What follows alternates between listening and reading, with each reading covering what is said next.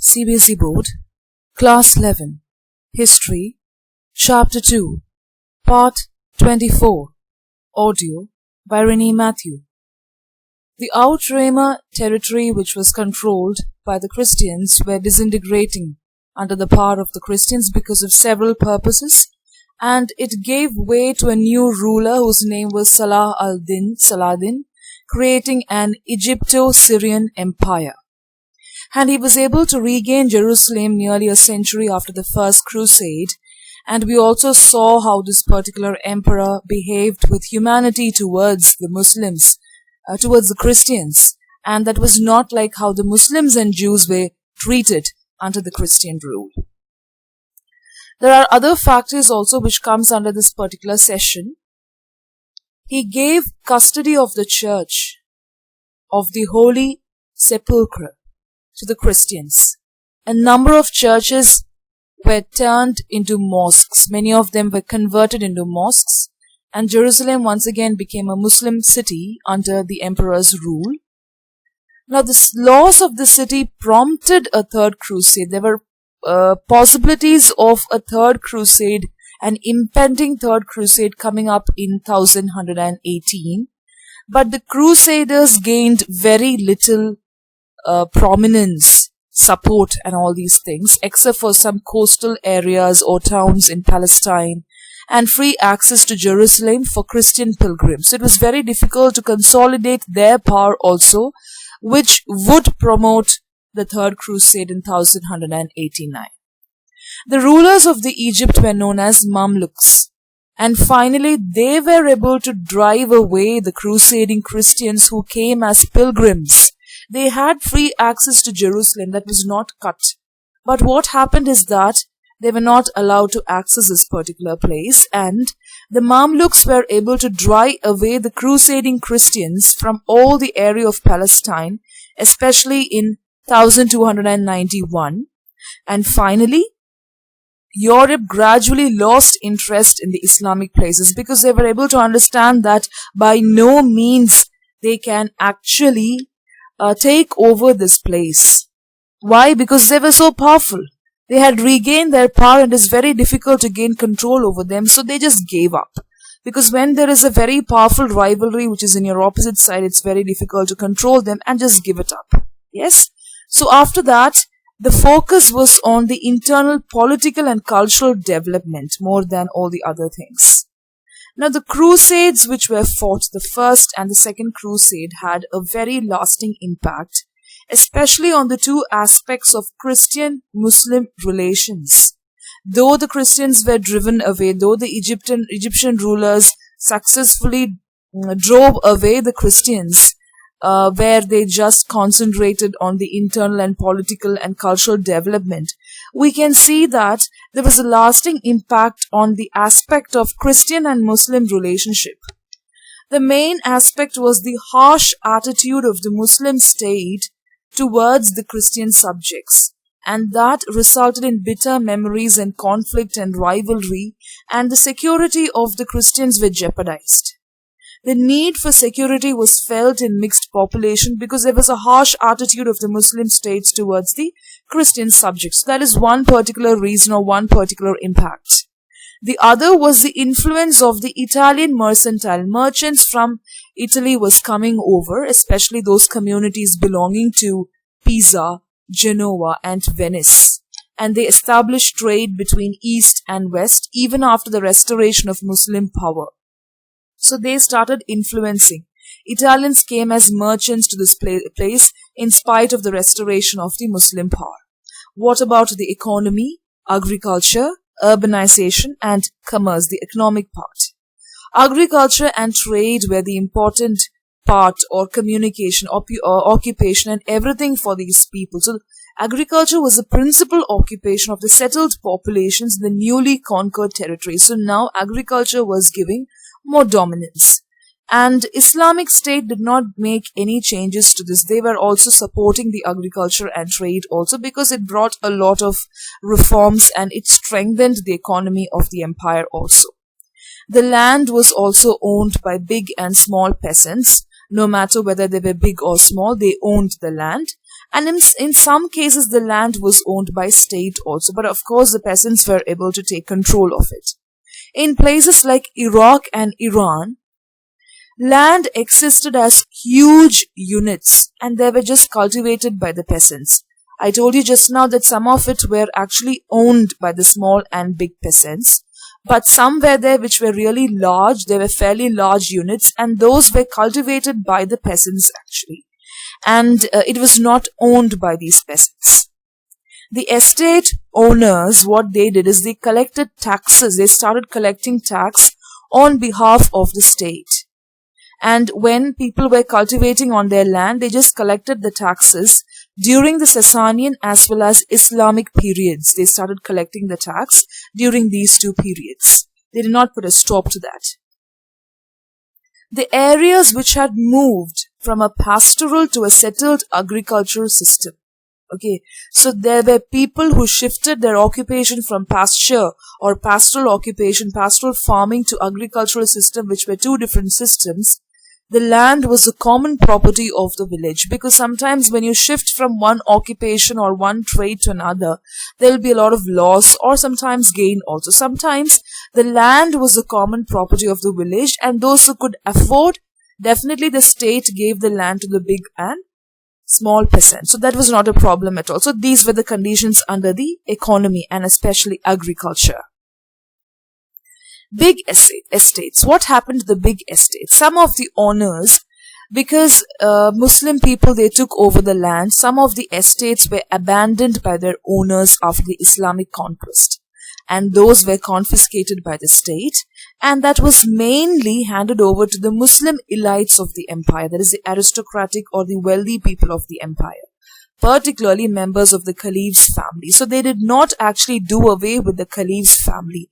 They supported this family and it was actually given to them, all the land which was abandoned, and they were driven off, right? Those kind of land. And the state also had control over all the agricultural lands. They had record of all the agricultural lands, and especially when they got the income and the profit from land revenue once the conquests were over, because after the conquest they will have a lot of looting, plundering, and all these kind of things will be done, right? So they will get so many things from the other territories also where they should have a documentation of it. So everything was actually owned by the state. The lands conquered by the Arabs remained in the hands of the owners. Most of the land which was conquered remained in the hands of the owners, and that was subject to a tax which was actually levied by the state. The name of the tax is Kharaj.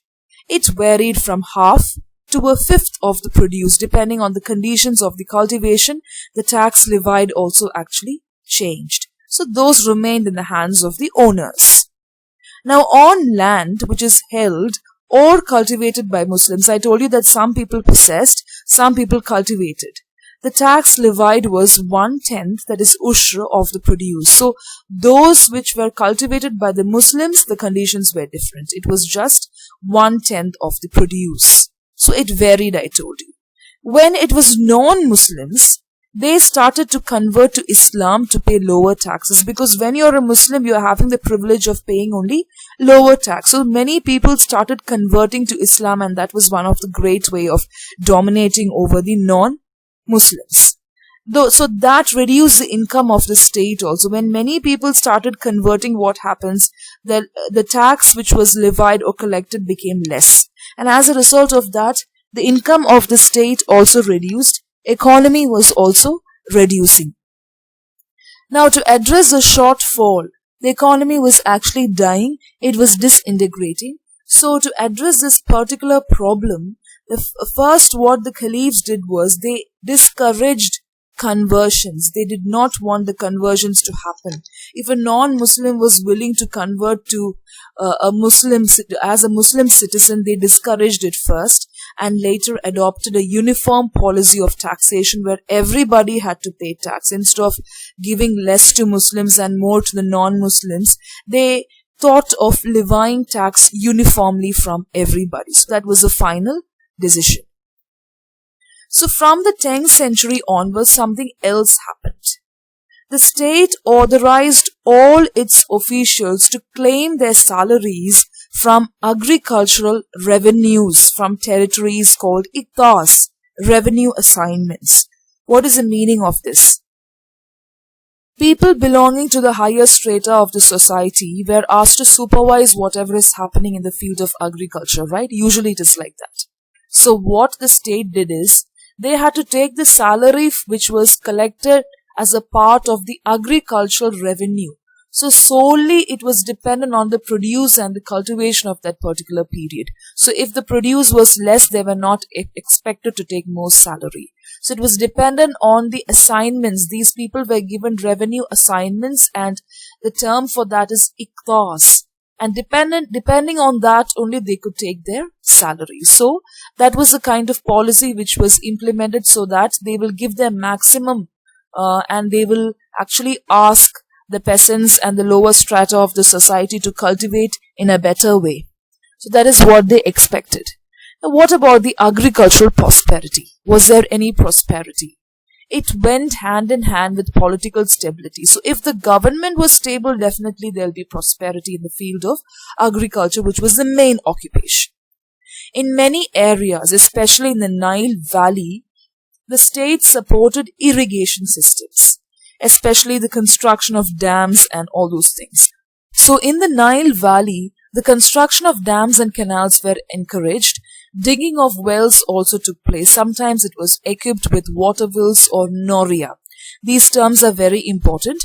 So if that was not installed with the water wheels, definitely they gave importance to the irrigation and construction of dams and canals. And all of this was crucial for good harvest, because without all these facilities, it will be very difficult to get consistent good harvest. Islamic law gave tax concessions also to people who brought land under cultivation. So if they agreed to cultivate the land and buy the land, then they were given concessions. So that was another policy. So through the peasants' initiatives, through their support, through the state support, cultivable land expanded. More people started purchasing the land, and they agreed to the state saying that we will contribute to the land, we will make it prosperous. And also the supervisors, all these people, can you see the first point? All these people also agreed to give their best to the revenue assignments, because otherwise they will not be able to claim their salaries. So because of all these things, cultivable land expanded. So that was a kind of strategy or technique used by the government. Productivity rose, even in the absence of major technological changes. So technological advancement was not much in those days, except for dams, canals, and a few water wheels. But the way they changed, the way people gave maximum to get the maximum produce was different. Many new crops were introduced, for example, like cotton, oranges, bananas, watermelons, spinach, brinjols, badinjan, were grown and even exported to Europe. So they started growing it and exporting it to Europe also. So that was a great change in the economy. So many new things were introduced, like whatever is fit to be grown in the valleys of the river Nile. Islamic civilization flourished and they developed phenomenally. There was a great change in the way they grew. Many new cities and many trade centers were actually founded, so that the Arab soldiers were able to settle there. The soldiers also, they were encouraged to join the army, especially people called Jund. Soldiers were known as Jund. They formed the backbone of the local administration. They were encouraged and they were given all the facilities to join the army, and they were supported also by the government. So among this class of garrison cities called Misr, the Arabic name for Egypt.